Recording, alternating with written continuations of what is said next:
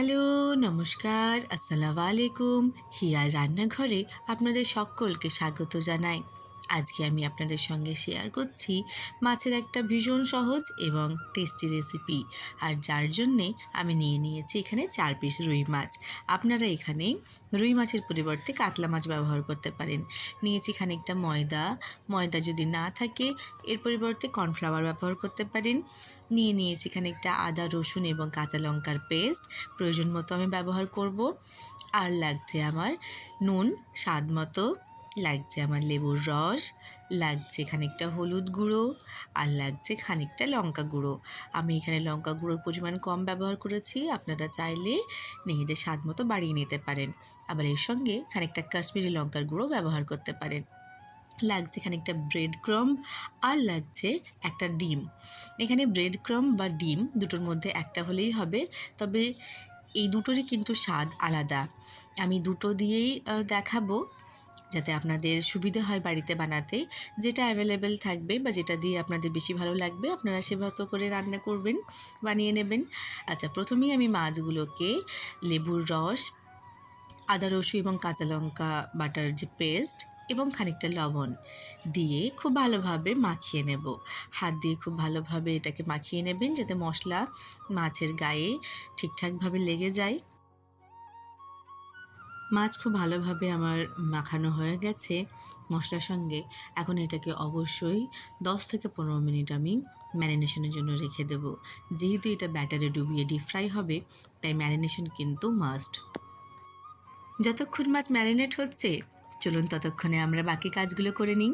এখন আমি ময়দার মধ্যে দিয়ে নিচ্ছি খানিকটা হলুদ গুঁড়ো, দিয়ে নিচ্ছি লঙ্কা গুঁড়ো এবং লবণ। লবণ, লঙ্কা গুঁড়ো এবং হলুদ গুঁড়ো দেওয়ার পর এগুলোকে একটু মিশিয়ে নিয়ে ময়দার সঙ্গে দিয়ে নেবো অল্প খানিকটা জল। তবে এখানে অবশ্যই ব্যাটারটা একটু মোটা হবে, পাতলা যাতে না হয় সেদিকে খেয়াল রাখতে হবে। কোনোভাবেই ব্যাটারটা পাতলা করা যাবে না।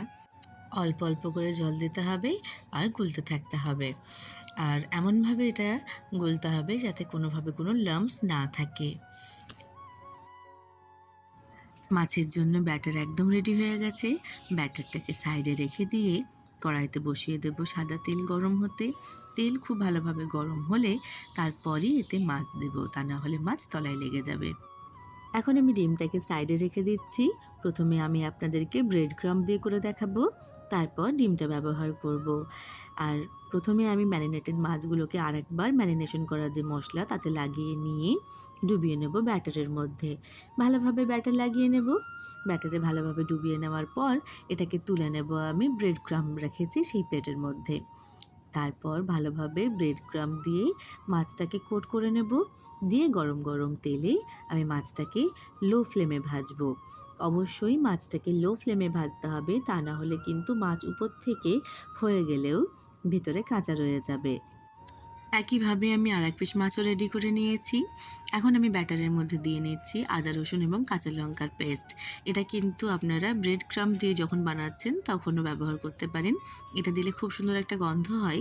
আমি ডিম দিয়ে যখন বানাই তখন এটা অবশ্যই দিয়ে থাকি।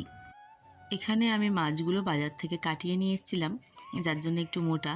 যখন আপনারা এই রেসিপিটা ট্রাই করবেন, চেষ্টা করবেন মাছটাকে আর একটু পাতলা কাটার, তাতে কিন্তু আরও বেশি ভালো হয়। মাছগুলোকে গোল্ডেন হওয়া পর্যন্ত আমরা লো ফ্লেমে ভেজে তারপরে এগুলোকে তুলে নেব। মাছের ঝোল, মাছের ঝাল তো আমরা প্রায়ই খেয়ে থাকি, তবে মাঝে মাঝে মুখের স্বাদ পাল্টাতে এই ধরনের একটা রেসিপি ট্রাই করতে পারেন। আশা করি আপনাদের খুব ভালো লাগবে।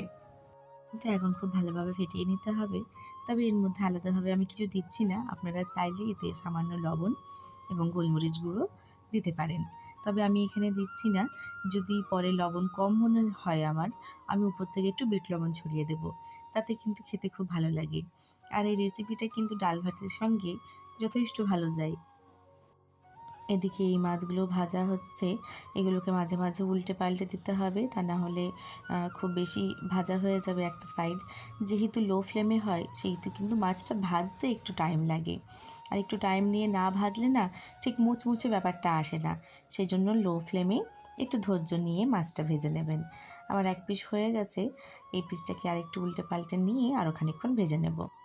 অনেক সময়ই হয় বাচ্চারা মাছ খেতে চায় না, তখন কিন্তু মাঝে মাঝে তাদের এইভাবে একটু ভেজে দিতে পারেন। যেহেতু খুব সাধারণ উপকরণ দিয়েই বানানো যায়, সেহেতু বানাতে এটা খুব একটা অসুবিধাও হয় না, আর সময়ও বেশি লাগে না। এখন আমি ডিমের ব্যাটারের মধ্যে ডুবিয়ে মাছগুলোকে আস্তে আস্তে ভেজে নেব। ডিম দিয়ে ভাজার সময় একটা খুব সুন্দর গন্ধ বার হয়, যেটা আমার অন্তত খুব ভালো লাগে। আপনারা ট্রাই করুন, দেখুন কেমন লাগে। আর একইভাবে লো ফ্লেমে এটাকেও গোল্ডেন হওয়া পর্যন্ত ভাজতে হবে। আপনারা এটা ট্রাই করবেন আর আমাকে অবশ্যই কমেন্টের মাধ্যমে জানাবেন যে আপনাদের কেমন লাগলো। যদি ভালো লেগে থাকে একটা লাইক করে দেবেন, ফ্রেন্ডস ফ্যামিলি সকলের সঙ্গে শেয়ার করবেন, আর আমার চ্যানেলটিকে সাবস্ক্রাইব করে প্লিজ আমার পাশে থাকবেন। থ্যাংক ইউ সো মাচ এতক্ষণ আমার সঙ্গ দেওয়ার জন্য, আমার ভিডিওটি শেষ পর্যন্ত দেখার জন্য।